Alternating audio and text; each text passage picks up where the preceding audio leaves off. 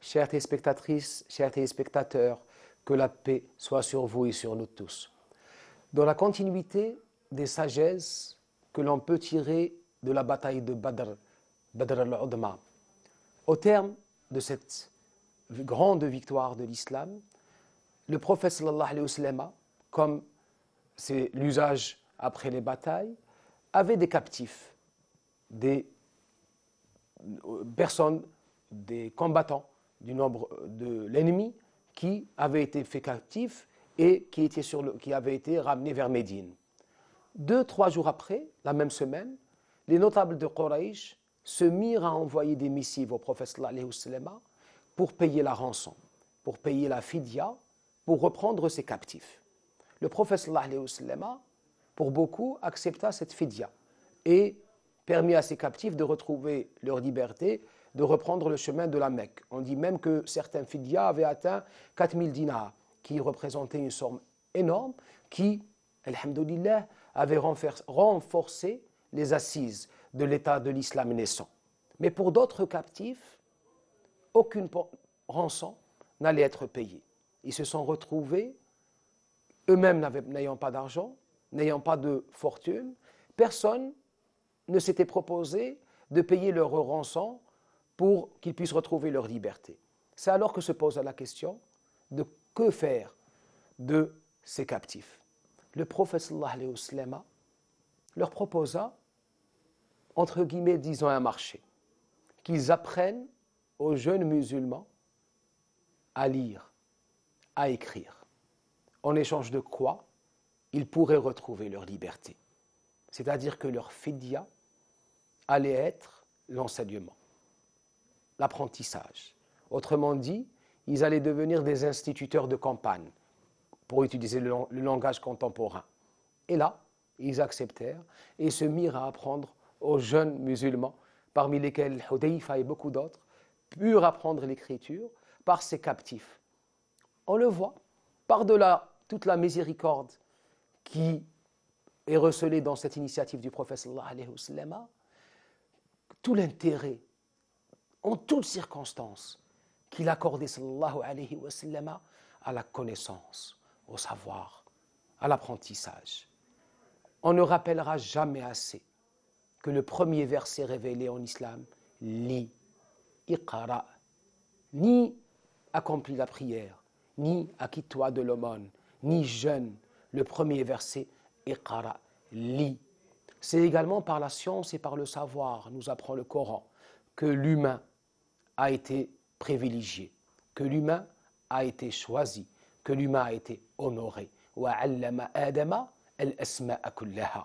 C'est par cet apprentissage, cette initiation divine, par ce savoir et sa connaissance, que Adam, l'archétype de l'humain, a eu cette supériorité, ce privilège.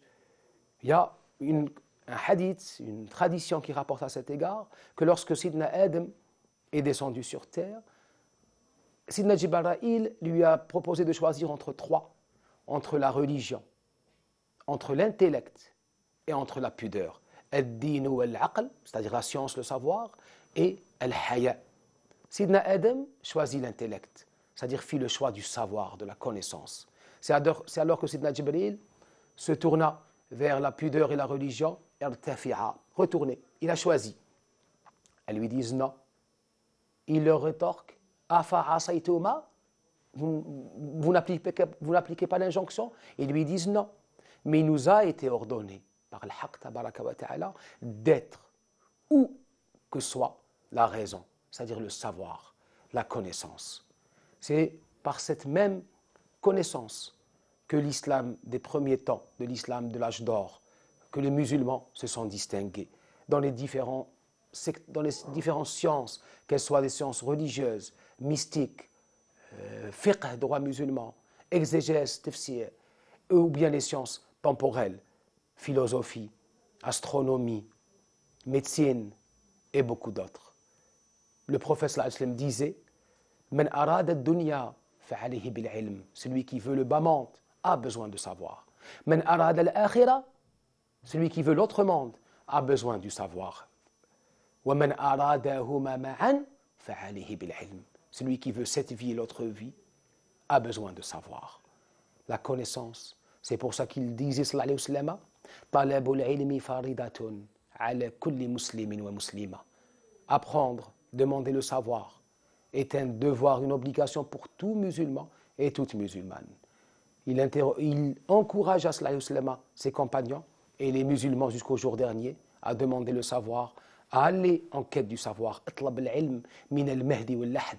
Demande le savoir du berceau jusqu'au tombeau. Un autre hadith nous dit, celui qui est en quête de connaissance, qui quitte sa demeure, il est sur le chemin de Dieu, un mujahid. فهو في سبيل الله إلى أن يرجع. Il est comme un mujahid, il est sur le chemin de Dieu jusqu'à son retour. Telle est l'importance du savoir en islam. Enfin, le prophète sallallahu nous apprend que par le savoir, on ne meurt pas. En partant vers l'autre monde, et tous nous irons vers cet autre monde, l'œuvre, le travail de l'être s'interrompt, s'arrête, sauf parmi les raisons, celui qui a laissé du savoir, qui a œuvré pour le savoir ne meurt pas.